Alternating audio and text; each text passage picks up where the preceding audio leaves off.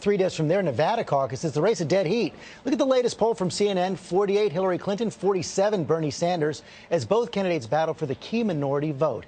ABC's Cecilia Vega is here with the latest. Good morning, Cecilia. George, good morning to you. Those numbers show exactly what the Clinton campaign is worried about. The race in Nevada is neck and neck, but so is that battle for black and Latino voters. As Bernie Sanders tries to gain ground, Clinton is fighting back hard. Let the courting begin. Thank you, Morehouse.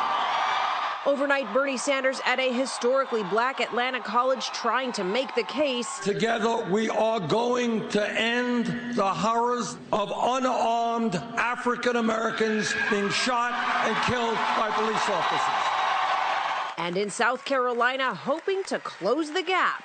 And when we talk about inequality, it goes without saying that the African American community is suffering even more.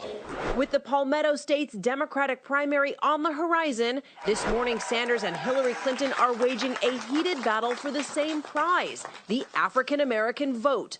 Clinton on Tuesday meeting with civil rights leaders, including Al Sharpton. I'm looking forward to the conversation. Then heading to Harlem, talking race relations and launching an all-out assault on Republicans. Clinton implying racism is behind the threat to block President Obama's Supreme Court nomination. Many Republicans talk in coded racial language about takers and losers. They demonize President Obama and encourage the ugliest impulses of the paranoid fringe. This kind of hatred and bigotry has no place in our politics or our country. A sweeping speech that was nearly unraveled by a coughing fit lasting more than 4 minutes. Too much to say. She did manage to get through that speech, the audience members cheering her on. But here's what's at stake. The black vote is expected to make up more than half of the electorate in South Carolina, George. That is why they are fighting so hard right now. Okay, Cecilia, thanks very much. Let's talk about this now with our political analyst, Matthew Dowd, and Fox News contributor, Mary Catherine Ham. Welcome to you both. And Matthew, let me begin with you and the Democrats right there. Nevada now a dead heat.